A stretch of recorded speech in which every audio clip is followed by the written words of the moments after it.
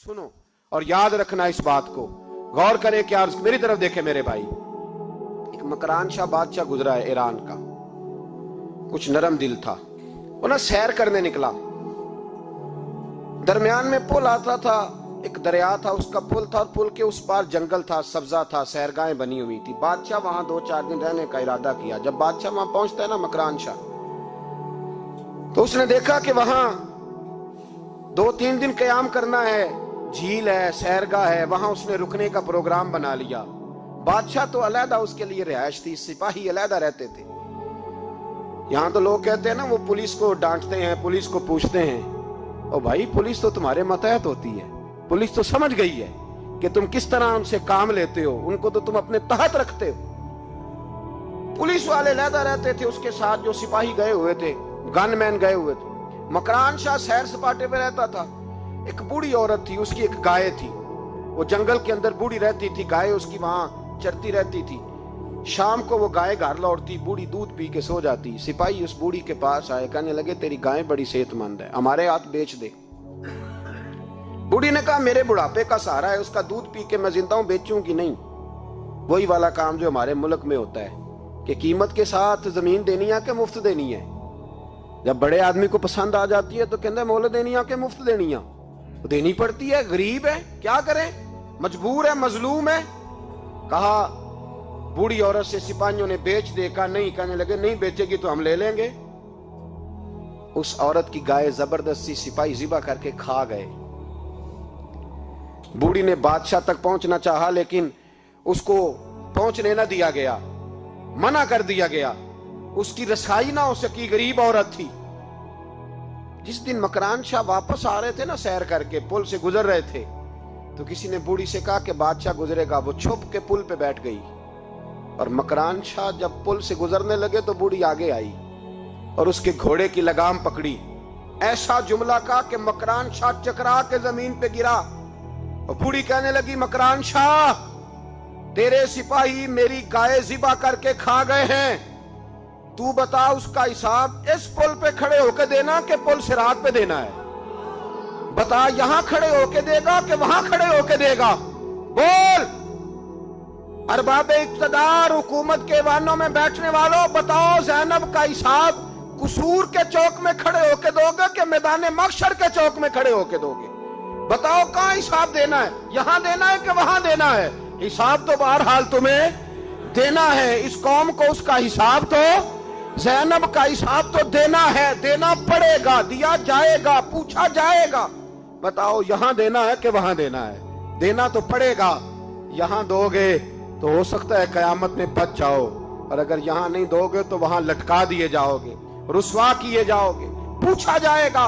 मकरान शाह चकरा के गिरा जमीन पे, और गिर के कहने लगा बीबी मैं वहां हिसाब नहीं दे सकता, दो देना यही ले ले, जो लेना यही ले ले, आ जाओ, आ जाओ, वक्त है, गुंजाइश है, मोहलत के दिनों में तौबा कर लो, पलट आओ, अल्लाह के हुजूर हाजिर हो जाओ। इस माशरे को सफाई की जरूरत पड़ गई है। इस माशरे में हर आदमी अपना किरदार अदा करे, जालिम के खिलाफ उठे, बेहयाई, फहाशी, उरियानी, बदनिगाही, इसके खिलाफ उठे। हजरत अमीर मुआविया रदी अल्लाह ताला अन्हु अपने दौरे हुकूमत में बाहर निकले। एक बीबी बापर्दा औरत बुरके में गली में घूम रही थी, बुरका डाल के। हजरत अमीर मुआविया दौड़ के मस्जिद चले गए, रोने लगे, कहने लगे सहाबा के जमाने में ये औरतें गली में आ गई हैं, हमारे दौर में ही आ गई हैं, कहीं अल्लाह का कहर नाजिल ना होते। हालांकि वो बापर्दा थी बीबी। यहाँ तो बड़ी डटाई के साथ फ्रंट सीट पे बेपर्दा औरत को बिठाया जाता है और दलीलें दी जाती हैं कि हम पढ़ लिख गए, FSC और BSc हमारी तालीम है, हमारे पास अभी ताजी तो कार आई है, तो बताएं ना कि जो कार पे बैठी है वो कार की मालकन है। यहाँ तो हर चीज खोल के बयान करना लोगों ने अपने लिए जरूरी समझ लिया है, अपने कल्चर का हिस्सा बना लिया है। खुदारा फाशी के खिलाफ, बेहयाई के खिलाफ, उरियानी के खिलाफ उठो और इस पुल को बांधो। जब तक फाशी रहेगी, उरियानी रहेगी। पाकिस्तान में 10 के करीब बच्चों के साथ रोज ज्यादती होती है। ये आपके कौमी अखबारात की आज सुबह की रिपोर्ट है। ये तो वो चीजें हैं जो खुल के बाहर आ गई, और इसके अलावा जो बेहयाई के अड्डे खुले हुए हैं, न जाने उनकी तादाद कितनी, किस कदर ज्यादा ظلم ہو رہا ہے. میرے رسول پاک صلی اللہ تعالی وسلم نے فرمایا جب کوئی زنا کرتا ہے تو ایمان اس کے سینے سے نکل جاتا ہے اس کے سینے سے. آنکھوں پر پردہ ہونا چاہیے, کانوں پر پردہ ہونا. اور اگر زینب کے قتل کے بعد بھی کسی کے موبائل میں گندی تصویر ہے اور اس کے قتل کے بعد بھی بے حیائی کے گانے اس کے موبائل میں ہیں, تو پھر وہ رسم کے آنسو نہ بہائے. پھر وہ صرف 2 منٹ کے لیے آگے بڑھ کے مرثیہ خانہ بنے. وہ پھر شاعر اور ادیب بننے کی کوشش نہ کرے. وہ پھر اپنے حصے کا جملہ لگا کر اپنے آپ کو فیس بک پہ ایکٹیو رکھنے کا تماشا نہ کرے. کیا مطلب ہوا ان چیزوں کا؟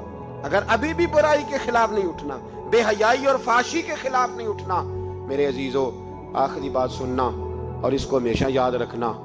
میرے نبی پاک صلی اللہ تعالی علیہ وسلم نے فرمایا ہے کسی ایک مسلمان کے قتل میں اگر اہل زمین اہل آسمان سارے بھی شریک ہو جائیں, سارے, تو فرمایا ہو سکتا ہے اللہ سب کو جہنم میں ڈال دے. اس لیے کہ جو قتل ہے نا, قتل ایک ہے زیادتی اور ایک ہے پھر اس کے بعد قتل. ایک انسان کا قتل انسانیت کا قتل ہے. اتنا بڑا ظلم. اور یہاں تو اب قتل کی خبر آ جائے نا اخبار پہ تو اتنی دلچسپی والی رہتی نہیں. اتنے لوگ قتل ہو گئے, کوئی حرج نہیں. یہ تو ہمارے ہاں تو کسی سیاستدان کی شادی کی خبر آئے گی تو وہ دلچسپی والی ہوگی, اس پر تبصرے ہوں گے, کمنٹس ہوں گے. ایک بندہ مر گیا, ٹھیک ہے, غریب آدمی تھا, قتل ہو گیا, جان چھوٹی, معاذ اللہ, اس پہ کون توجہ کرتا ہے؟ یہاں تو ان کے میلے چھیلے تماشوں پر لوگ تبصرے کرتے ہیں. یہ جو کوئی نئی ایکٹنگ کر کے دکھاتے ہیں اس پر ہماری توجہ جاتی ہے. اتنی عورتوں نے خودکشی کر لی اس لیے کہ شام کو کھانا نہیں تھا, بچوں سمیت دریا میں کود گئی. یہ ہوتا رہتا ہے, اس کی خیر ہے. معاذ اللہ, یہ تو سارے زمانے میں. یہ دیکھو کہ کسی سیاسی لیڈر نے کوئی نئی ایکٹنگ کی ہے تو اس پر تبصرہ کرتے ہیں, اس پر تھوڑی دیر بیٹھتے ہیں. او خدا کے بندو, اپنی ترجیحات بدلو. میں کہا کرتا ہوں ان کی گاڑیوں کے پیچھے بھاگنا چھوڑ دو گے تو یہ صحیح ہو جائیں گے. ان کی جائز ناجائز چیزوں پر نعرے لگانے بند کر دو گے تو یہ صحیح ہو جائیں گے. خدا را, زینب تو چلی گئی پر ہمیں ایک پیغام چھوڑ کے گئی ہے کہ فحاشی کے خلاف اٹھ کھڑے ہو. اب ظلم کے خلاف لڑنا سیکھو. اب اپنے اندر یہ طاقت پیدا کرو. ہمیں سارا پتہ ہوتا ہے لیکن اس کے باوجود ہم ظالموں کے ساتھ کھڑے ہو کے ان کی تعریفیں کرتے ہیں, تصویریں لگاتے ہیں, سپورٹر ووٹر بنتے ہیں. اب اس کام سے باز آ جاؤ. خدا را, اب بھی سمجھ جاؤ. اے اللہ, جمعے کے دن اس اجتماع میں تیری بارگاہ میں دعا کرتے ہیں. خداوندہ ساری بیٹیوں کو حفاظت کا پردہ عطا فرما. اللہ سب کے لیے حفاظت کے پردے نصیب فرما. اور میرے مولا ظالموں کو کیفر کردار تک پہنچا. اللہ ان ظالموں کو نشان عبرت بنا. خداوندہ ان ظالموں